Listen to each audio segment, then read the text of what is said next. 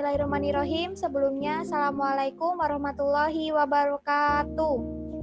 Waalaikumsalam warahmatullahi wabarakatuh. Anak-anak, sebelum kita mulai pembelajaran pada kali ini, marilah kita berdoa terlebih dahulu. Berdoa mulai. Berdoa selesai. Ya anak-anak, bagaimana kabarnya hari ini? Alhamdulillah. Semoga sehat selalu ya anak-anak semua, karena ini kita lagi dalam masa peralihan dari masa lockdown menuju new normal. Jadi saya harapkan semua anak-anak semua bisa tetap menjaga kesehatan dan kebersihan. Ya, Bu. Oke, sebelum kita mulai ini, mungkin kalian nanti akan mengisi presensi dulu ya. Presensinya, link presensi sudah saya share di grup, jadi bisa kalian submit. Soalnya kalau nggak presensi di situ nanti tidak tercatat kehadirannya. Ya, Bu. Oke. Kemarin saya sudah memberikan materi ya ke kalian. Materinya tentang apa? Bu. Materinya tentang apa? Alur proses produksi produk multimedia. Ya, ini materi kita pada kali ini yaitu tentang alur proses produksi produk multimedia. Kemarin saya sudah jelaskan lewat Genially secara keseluruhan. Untuk sekarang kita banyak berdiskusi aja sambil menjawab pertanyaan dari anak-anakku sekalian yang sudah dimasukkan ke Slido. Ya, Bu. Oke, ini ya ada 2 pertanyaan kemarin yang masuk ke Slido. Yang pertama, apa perbedaan proyek narasi dan proyek dokumenter, dan yang kedua, komponen yang ada pada storyboard. Oke ya. Sebelum saya jawab pertanyaan-pertanyaan ini, saya ingin mengecek apakah anak-anak semua beneran sudah membaca slide saya atau belum ya, materi saya atau belum. Ada berapa tahap di alur proses produksi produk multimedia? Coba sebutkan. Ayo, ada yang tahu? Saya, Bu. Ya. Yang pertama, tahap produksi. Yang kedua, proses produksi. Dan ketiga, pasca produksi. Oke, bener. Terus, yuk yang lain. Pertanyaan kedua. Jelaskan pengertian praproduksi multimedia. Ada yang mau jawab? Saya, Bu. Ya. Jawabannya apa? Itu merupakan proses sebelum dilakukannya produksi atau tahap perencanaan. Oke, benar. Satu pertanyaan lagi. Sebutkan dan jelaskan tahapan-tahapan yang ada pada praproduksi. Ayo, satu lagi. Ada yang bisa? Ini untuk mengecek apakah kalian benar membaca materi yang sudah saya berikan. Saya, Bu. Ya. Pembuatan ide, membangun ide awal penulisan, bentuk transformasi ide ke dalam tulisan, pravisualisasi, menerjemahkan teks dalam bentuk gambar atau perencanaan, lalu produksi, pembuatan perencanaan berdasarkan semua bidang pemuatan proyek. Iya, benar. Oke, tadi anak-anak sudah menjawab sedikit dari yang sudah saya jelaskan kemarin ya tentang alur proses produksi produk multimedia. Nah, karena ternyata anak-anak udah pada paham lah sebagian besar dari yang sudah saya jelaskan, tapi kemana ada yang bertanya juga? Saya langsung jawab aja. Yang pertama, apa perbedaan proyek naratif dan proyek dokumenter? Ya kan di slide life cycle ini, kalau diklik gambarnya ini kan ada nih proyek naratif dan proyek dokumenter. Jadi pada dasarnya proyek naratif itu adalah proyek yang bentuknya itu adalah sebuah cerita atau sebuah film, video yang ada jalan ceritanya, ada karakter, ada tokoh semacam itu. Jadi contohnya tuh kayak film pendek atau iklan layanan masyarakat. Nah itu biasanya mereka membutuhkan skrip skenario, butuh karakter juga, ada jalan ceritanya. Itu proyek naratif. Sedangkan proyek dokumenter itu tidak harus ada skrip atau si pemain saling beradu argumen atau ada alur ceritanya. Tapi kalau dokumenter ini lebih ke pembuatan laporan, contohnya kayak berita. Terus kalau kalian tahu profile company, nah company itu termasuk proyek-proyek dari proyek dokumenter. Oke, terus kemarin pertanyaan yang kedua, komponen apa yang ada pada storyboard? Nah, kalau untuk storyboard itu sendiri, itu masuknya ke dalam ranah pravisualisasi ya.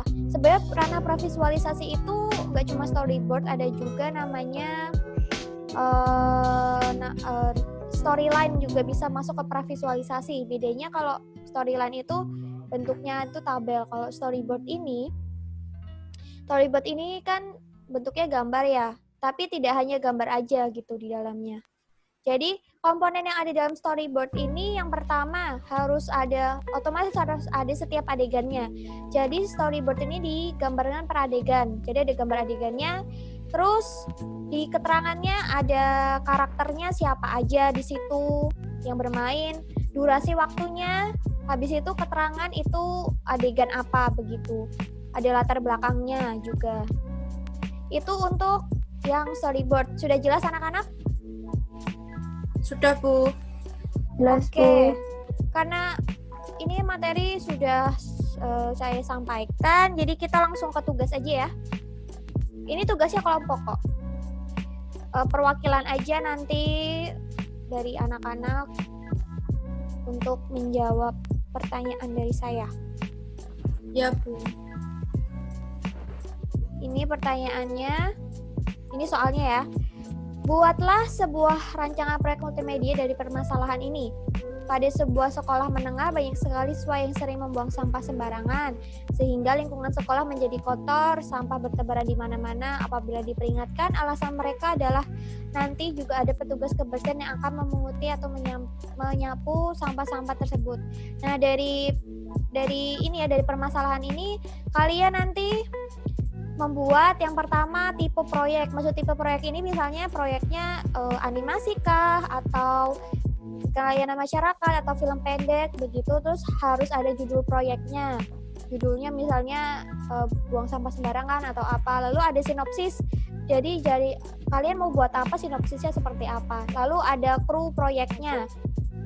Oke, saya kasih waktu berapa ya? 5 menit aja. Karena ini gampang kok untuk pembuatan ini, jadi saya kasih waktu 5 menit untuk mengerjakan.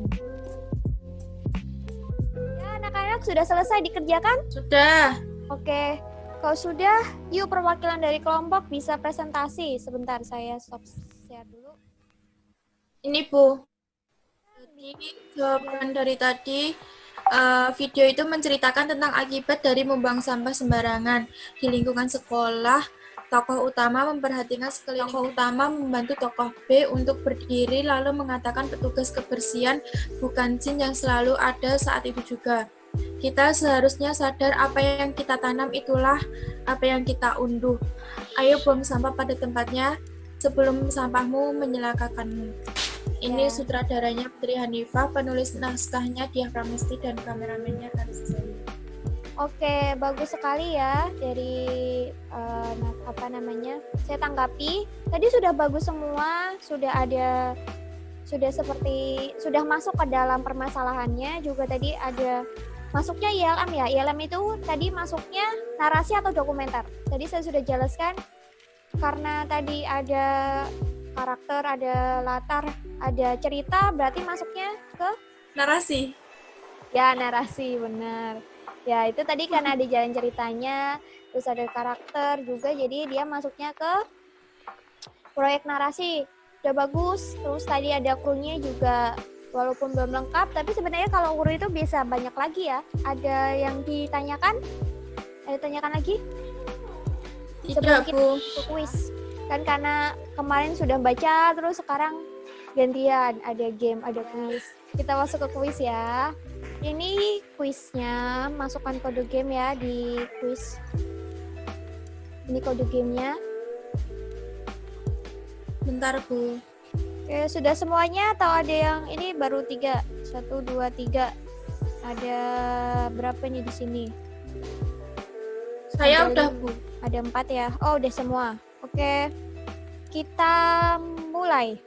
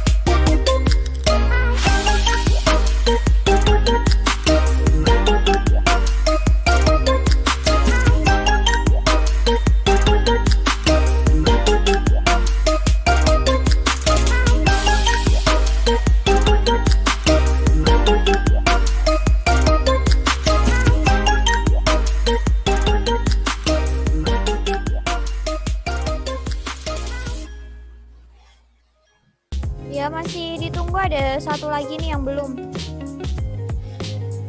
Oke, sudah semuanya ya. Oke, sudah bisa kita sini. Oke, kita lihat. Yang pertama. Oke, anak-anak. Sudah rata-rata mungkin emang masih belum terlalu jelas ya, nanti bisa dipelajari sendiri, bisa dibuka-buka sendiri lagi ya untuk pertanyaannya. Tadi ada merupakan ciri-ciri proyek naratif. Tadi ya sudah saya jelaskan, menceritakan sebuah kisah. Terus yang kedua ada yang termasuk alur produksi multimedia, tadi ada pasca, praproduksi, produksi, dan pasca produksi. Lalu ini juga kegiatan penyusunan dokumentasi, penyusunan tim ini masuknya ke apa? Masuknya ke praproduksi. Nah, ini storyboard tujuannya untuk menguraikan semua langkah utama. Jadi semua langkah utama diuraikan di dalam gambar. Nah, ini yang termasuk tahapan perencanaan produk. Ada staff, aset manajemen, dan penganggaran. Oke, anak-anak sudah jelas? Atau masih ada yang mau ditanyakan? Sudah ya? Sudah jelas? Oke, mungkin Sudah, Bu. ini yang dapat saya sampaikan kesimpulannya pada hari ini. Sebentar.